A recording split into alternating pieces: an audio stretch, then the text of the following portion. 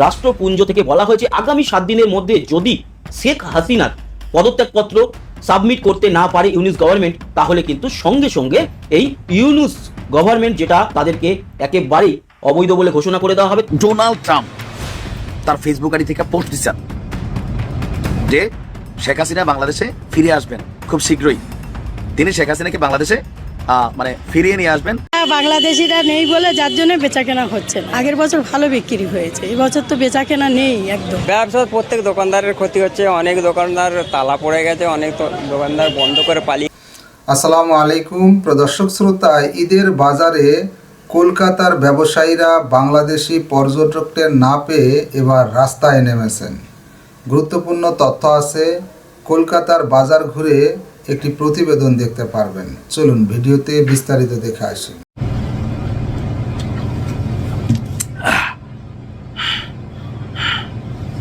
দেখেন আমার এখানে কিন্তু এখন রাত্রবেলা, আবার বলেন না রোজা রমজানের দিন তুই সকালবেলা বা দুপুরবেলা এটা খাচ্ছিস কেন? আপনি আপনার দেশের টাইম অনুযায়ী ভিডিও দেখছেন।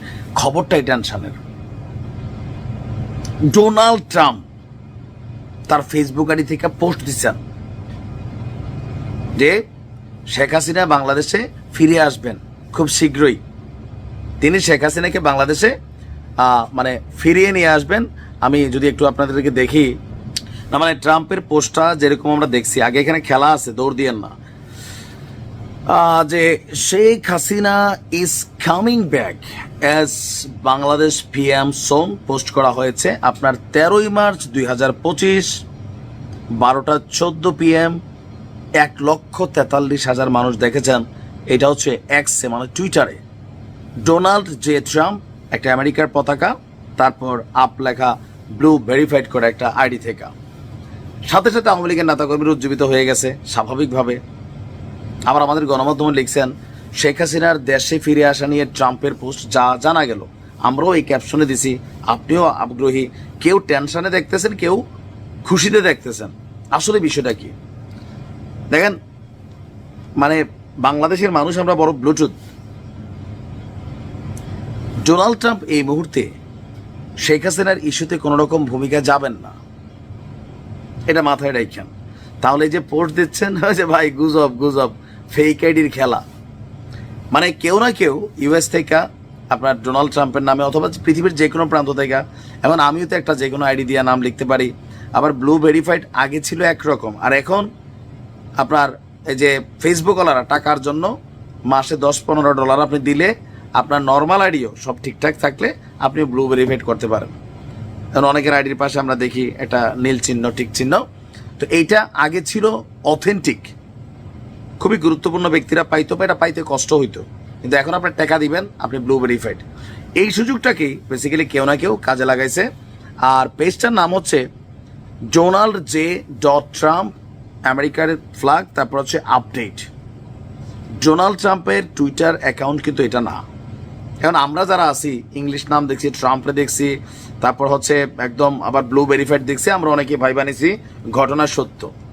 এটা আপনার বেশ কয়েকটা আইডি থেকে আসছে, অনেকে এটা শেয়ারও করছেন। আসল প্রেক্ষাপট হচ্ছে এটা অরিজিনাল কোনো পোস্ট না, এটা একটা ফেক পোস্টকে ভাইরাল করা হচ্ছে। আবার সাইমা ওয়াজেদ পুতুলের টাইম নাই যে বৈশা বৈশা এই ধরনের পোস্ট দেওয়ার, কিন্তু আমরা কেউ না কেউ পুতুলের দায়িত্বটা নিয়ে আনিছি, ট্রাম্পেরটাও নিছি, মাঝে মাঝে শেখ হাসিনারটাও নেই।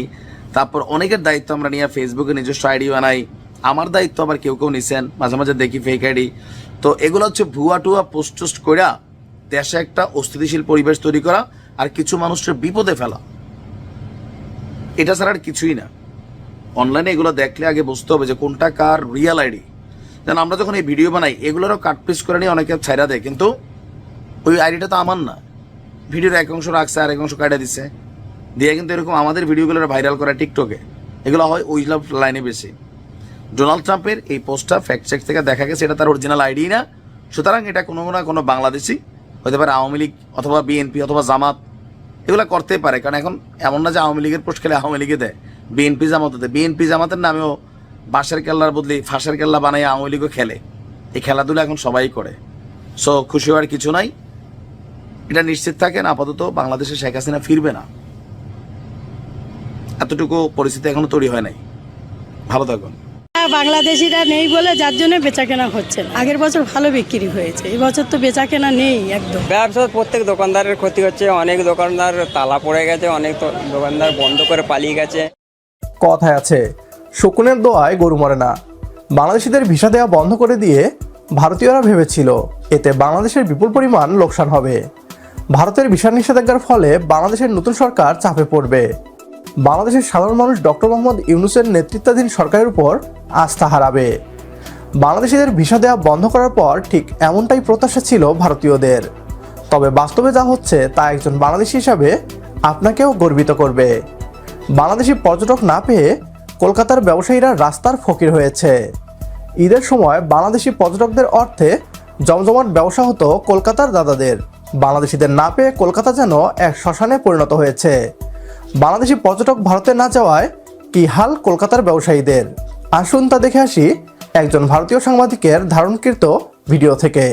আজকে আমার ভিডিওতে থাকবে মার্কুই স্ট্রিট, নিউ মার্কেট এলাকা এবং এই অঞ্চলের অর্থনীতি কতটা ধুঁকছে বাংলাদেশি পর্যটক ছাড়া, বাংলাদেশি পর্যটকহীন এই মার্কুই স্ট্রিট, সাদার স্ট্রিট, রফি আহমেদ কিদের স্ট্রিটের বিস্তীর্ণ নিউ মার্কেট এলাকার অর্থনীতির চাকা কার্যত স্তব্ধ এবং এখানকার ক্ষতিগ্রস্ত ভারতীয় ব্যবসায়ীরা নিজের মুখেই তাদের ক্ষতির কথা বলবেন, যা শুনে হয়তো আপনারাও স্তব্ধ হয়ে যাবেন। ব্যবসা খুব খারাপ, লোকজন নেই তো, কাস্টমার নেই, ফাঁকাফাঁকি পুরো।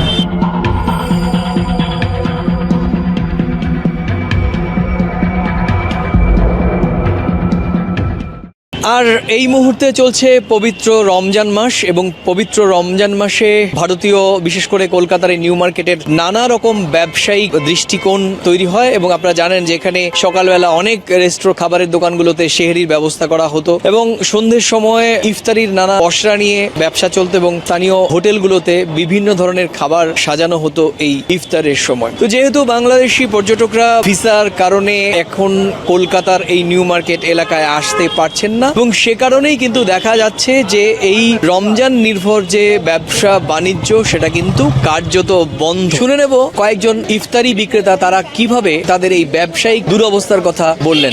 হ্যাঁ বাংলাদেশিরা নেই বলে যার জন্য বেচা কেনা হচ্ছে না। আগের বছর ভালো বিক্রি হয়েছে, এই বছর তো বেচা কেনা নেই একদম। অনেকক্ষণ তো বসে আছি, একটা কাস্টমার এলো, একজনা দিয়ে দিয়েছে, বৈকাল থেকে ধরো 2:30 থেকে এখানে বসে আছি, বেচা কেনা নেই একদম।